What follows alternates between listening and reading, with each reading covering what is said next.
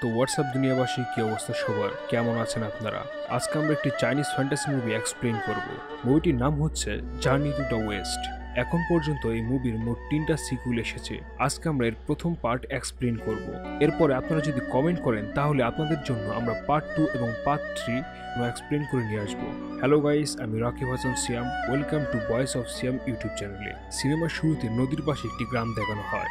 নদীর পাশে নৌকার উপরে একটি মেয়ে খেলা করছিল। তখন মেয়েটির বাবা এসে মেয়েটিকে নদীর পাশে বসে থাকতে নিষেধ করে এবং তাকে বলে, তুমি যদি নদীর পাশে বসে থাকো তাহলে নদীর রাক্ষস এসে তোমাকে নিয়ে যাবে। তার বাবার এই কথাটি শুনে মেয়েটি অনেক ভয় পেয়ে যায় এবং মেয়েটি নদীর দিকে একদৃষ্টিতে তাকিয়ে থাকে। তখন হুট করে মেয়েটির বাবা পানি থেকে উঠে এসে তার মেয়েকে ভয় দেখানোর চেষ্টা করে। যখন মেয়েটি অনেক ভয় পেয়ে যায় এবং মেয়েটি কান্না শুরু করে, তখন তার বাবা তার মেয়ের কান্না থামানোর জন্য নানান রকমের অঙ্গি ভঙ্গি করে মেয়েকে হাসানোর চেষ্টা করে।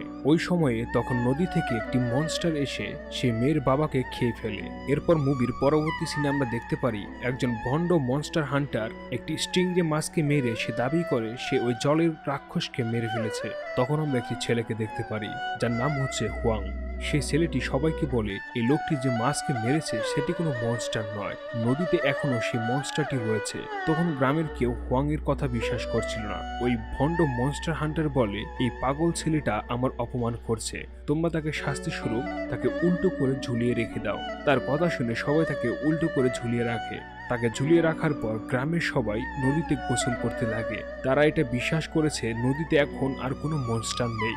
হুয়াং দূর থেকে দেখতে পারে নদীর মনস্টার এত লোকের শব্দ শুনে ওই মনস্টারটি লোকদের দিকে এগিয়ে আসছে। তখন হুয়াং অনেক জোরে জোরে চিৎকার করে সবাইকে সতর্ক করতে থাকে, কিন্তু কেউ তার কথা শুনে না।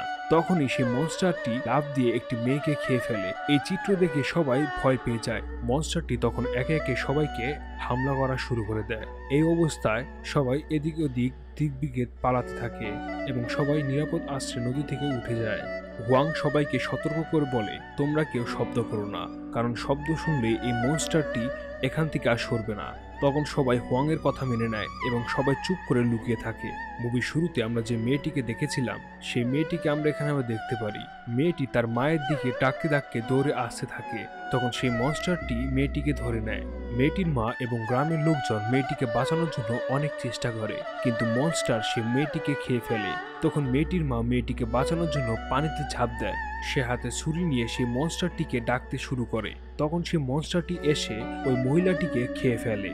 গ্রামবাসী এবং হুয়াং এর যৌথ প্রচেষ্টায় সবাই সেই মনস্টারটিকে পানির উপর আনতে সক্ষম হয় এবং তখন সেই মনস্টারটি মানুষে রূপান্তরিত হয়ে যায়। হুয়াং ওই জলের মনস্টারকে কন্ট্রোলে আনার জন্য তার ধর্মগ্রন্থ থেকে বেশ কিছু আবল তাবল জিনিস পড়তে থাকে। তখন সেই আবল তাবল জিনিস শুনে মনস্টারটি অসহ্য হয়ে যায় এবং সে হুয়াংকে মারতে শুরু করে।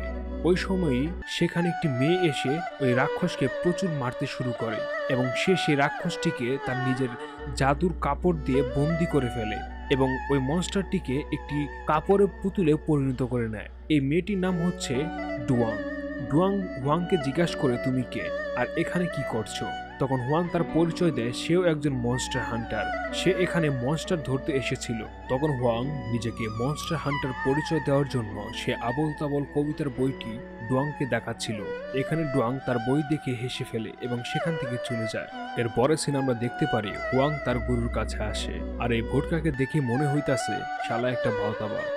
তখন হুয়াং ওই ভোটকার কাছে মানে ওই ওস্তাদের কাছে বোকাচোদার মতো নানান ধরনের প্রশ্ন করতে থাকে, আর ওই ভোটকা শালাও আজব আজব উত্তর দিকে থাকে। তখন বোকা পাগল তার একটা আজগুবি গল্প শোনায়। সে হুয়াংকে বলে, পানির মনস্টার আগে অনেক ভালো ছিল।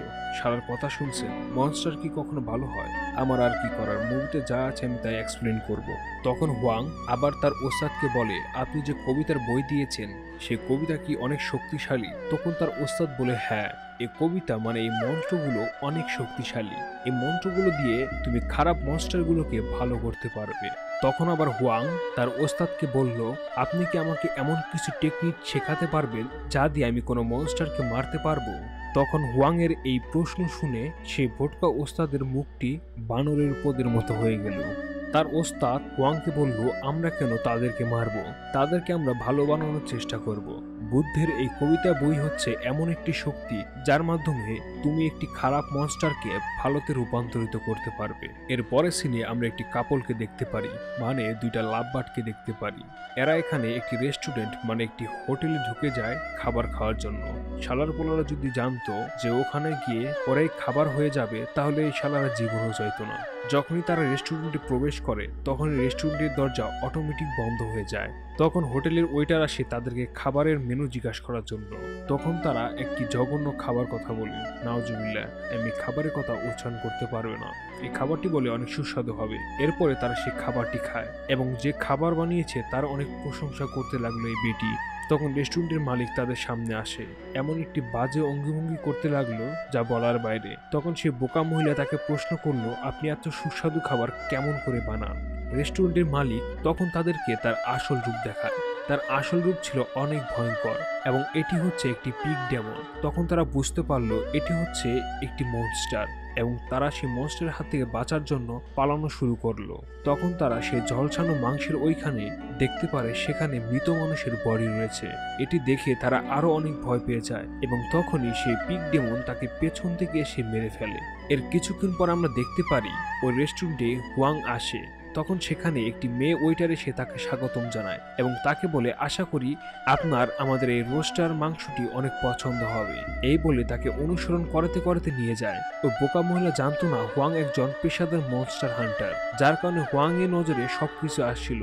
সেখানে যে কাস্টমারগুলো রয়েছিল সেগুলো কাস্টমার ছিল না, সেগুলো ছিল এক একটি মৃতদেহ এবং ঝলসানো মাংসের ওইখানে হুয়াং মানুষের বডি দেখতে পাচ্ছিল। তখন হুয়াং সেই মেয়েটিকে বলল, বন্ধ করো তোমার এই খেলা, আমি জানি তুমি একজন মনস্টার। এ কথা শুনে সেই মনস্টার মেয়েটি হুয়াং এর দিকে তেড়ে আসে মারার জন্য।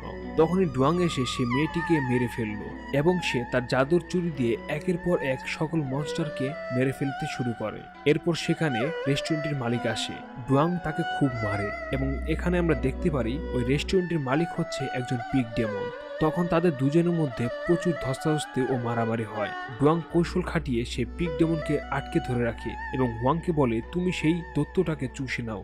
এরপর হুয়াং সে মেয়েটির কথা অনুসারে কাজ করে। পিগ ডেমনকে তারা একটি জাদুর কাপড় ভিতরে আটকাতে সক্ষম হলেও তাকে বন্দি করতে পারে না। সেই পিগ ডেমনটি সেখান থেকে বেরিয়ে আসে আর আমরা তখন সেই পিগ ডেমনের আসল রূপ দেখতে পারি। এটি ছিল অনেক ভয়ঙ্কর একটি রূপ। এখন তারা দুইজন তাদের প্রাণ বাঁচানোর জন্য সেখান থেকে পালিয়ে যায়।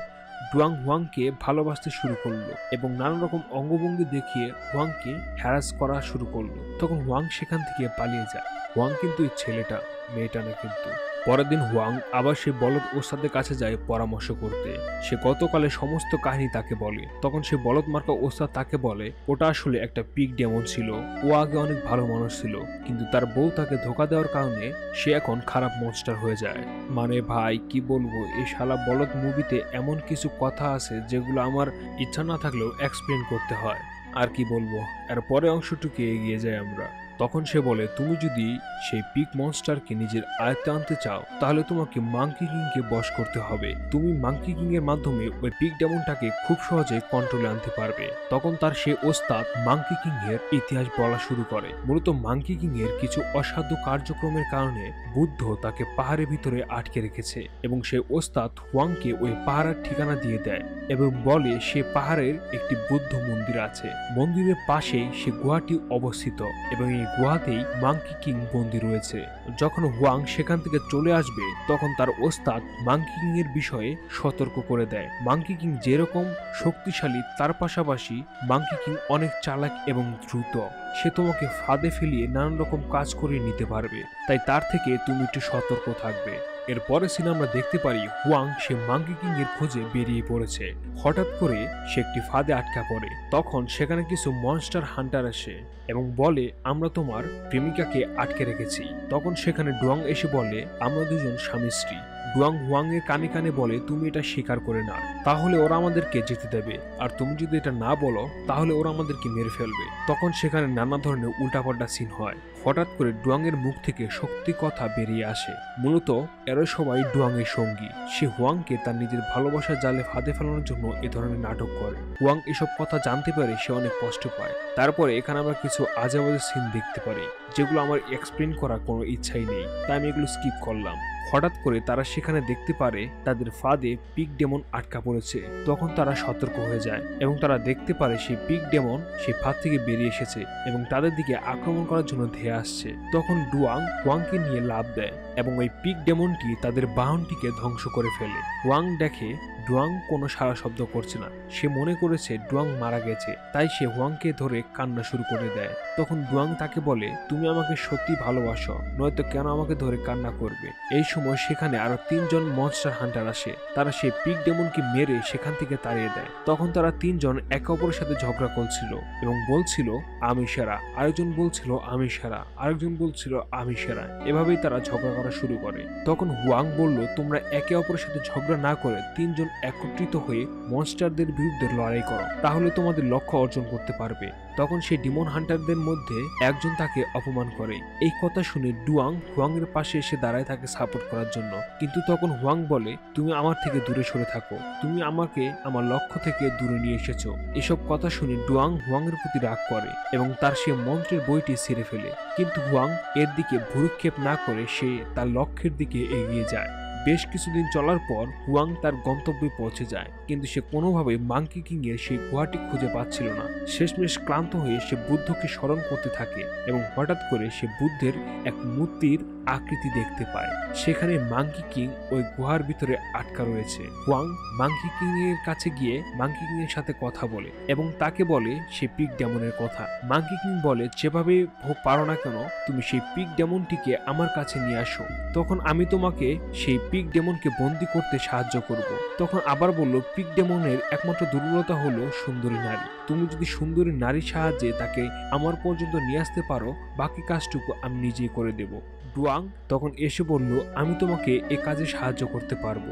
সে অনুযায়ী ডুয়াং সেই পিগ ডেমনকে মাঙ্কি কিং এর গুহার দিকে নিয়ে আসে এবং তারা একটি চাল খাটিয়ে মাঙ্কি কিং এর গুহার মুখে নিয়ে আসে। তখন মাঙ্কি কিং সেই পিগ ডেমনকে গুহার ভিতরে টেনে নিয়ে যায়। তখন তারা মাঙ্কি কিং এর সেই গুহার ভিতরে প্রবেশ করে দেখে মাঙ্কি কিং সেই পিগ ডেমনটিকে একটি পিগের বাচ্চায় পরিণত করেছে। তখন ডুয়াং তার জাদুর কাপড় দিয়ে সেই পিগ ডেমনকে বন্দী করে ফেলে এবং তাকে একটি কাপড়ের পুতুলে রূপান্তর করে। এরপর হুয়াং সে পানির মনস্টার এবং পিগ মনস্টারের পুতুল দুটিকে হুয়াং এর কাছে হস্তান্তর করে। এতে হুয়াং অনেক খুশি হয়। হুয়াং তার জাদুকরি চুরি দিয়ে একটি আংটি তৈরি করে হুয়াং এর হাতে পরিয়ে দেয়। হুয়াং অনেক চেষ্টা করে সেই আংটিটি নিজের হাত থেকে খুলে ফেলার জন্য, কিন্তু সে খুলে ফেলতে পারে না, যার কারণে একটি পাথর দিয়ে তার আঙ্গুল পিষে ফেলার চেষ্টা করে।